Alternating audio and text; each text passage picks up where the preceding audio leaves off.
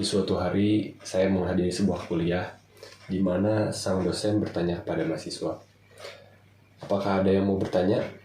Seketika ruang kelas menjadi hening dan satupun mahasiswa tidak ada yang mengangkat tangannya. Saat yang bersamaan, sang dosen berkata bahwa beliau kecewa dan merasa bahwa dirinya tidak pantas menjadi seorang dosen karena mahasiswanya tidak ada yang ingin bertanya. Halo, perkenalkan nama saya Ismail Taki. Kali ini saya akan membahas judul seminar saya yaitu Kenapa Mahasiswa Enggan Bertanya Selama Perkuliahan dan Potensi Buku Pop-up sebagai Media Solusi. Kita awali dengan fenomena yang terjadi di kalangan mahasiswa. Mungkin beberapa mahasiswa atau mungkin hampir seluruh mahasiswa mengalami hal yang sama gitu. Ketika sang dosen bertanya kepada mahasiswa, apakah ada yang mau bertanya? Mereka semua diam dan ya akhirnya kelas dibubarkan. Itu ya mungkin alasan-alasan mereka ya ingin cepat bubar, atau mungkin mereka punya urusan lain sehingga kelas ingin cepat dibubarkan. Tapi yang saya permasalahkan di sini adalah sebenarnya bukan bertanya dalam kelasnya, karena saya menemukan bahwa dari kuesioner yang saya sebarkan, mahasiswa itu mereka bertanya, tapi tidak ketika kelas, melainkan setelah kelas selesai. Nah, which is itu good, ya. Nah, yang jadi permasalahan di sini adalah ketika mahasiswa itu hanya menelan informasi yang mereka dapatkan dari dosen, lalu di pikiran mereka tidak olah dan hanya akan tersimpan di memori jangka pendek mereka. Lalu yang jadi masalah juga ketika mahasiswa itu dia menerima informasi dari dosen, namun dia tidak mengkombinasikannya dengan ilmu-ilmu yang mereka sudah dapat sebelumnya. Karena dengan mengkombinasikan itu, kemampuan kognitif mereka akan meningkat dan kemampuan berpikir kritis mereka akan lebih meningkat.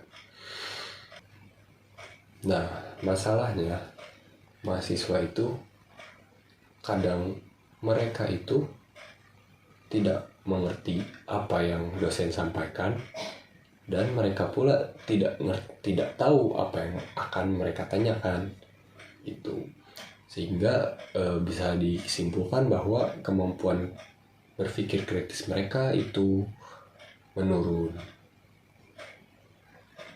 Nah, sebenarnya kemampuan berpikir ini bisa ditingkatkan paling baik itu ketika mereka masih anak-anak. Namun bagaimana dengan orang-orang yang sudah menginjak dewasa muda seperti mahasiswa? Nah, menurut penelitian bahwa kemampuan kognitif manusia itu masih bisa berkembang dengan baik sampai umur 25, sehingga mahasiswa masih bisa untuk dilatih kemampuan berpikir kritisnya. Jika kita lihat dari sebab-sebab yang mahasiswa rasakan gitu ya, sebenarnya penyebabnya ada banyak. Nah, saya simpulkan menjadi internal dan eksternal gitu. Yang dalam dirinya tuh kadang mahasiswa itu, beberapa orang memiliki sifat pemalu sehingga mereka takut bertanya. Lalu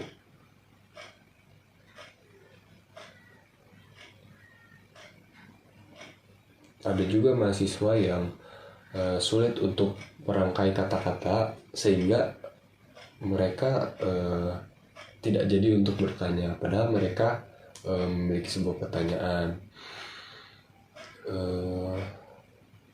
Lalu untuk penyebab eksternalnya bisa jadi karena dosennya yang galak, atau misalkan dosen yang tidak memberikan kesempatan untuk bertanya, atau juga dari sikap teman-teman yang sebenarnya kurang suportif dengan seseorang yang bertanya, sehingga mereka beranggapan bahwa bertanya itu hanya membuang-buang waktu dan membuat perkuliahan menjadi lebih lama. Hal itulah yang membuat seorang mahasiswa jadi enggan untuk bertanya.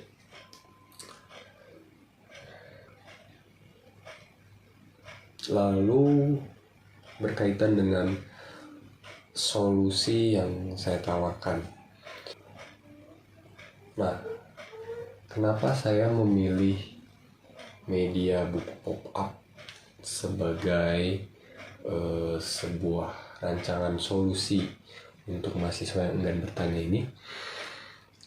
Yang ingin saya sampaikan kepada mahasiswa melalui buku pop-up ini, karena kan ide buku pop-up ini identik dengan anak-anak gitu ya. Nah, anak-anak itu memiliki sifat yang selalu penasaran, selalu ingin tahu akan sesuatu, dan mereka seperti haus akan sesuatu dan selalu ingin mencari tahu gitu. Nah, saya ini ingin membawa mahasiswa untuk balik lagi ke pemikiran anak-anak yang mereka tuh penasaran akan sesuatu.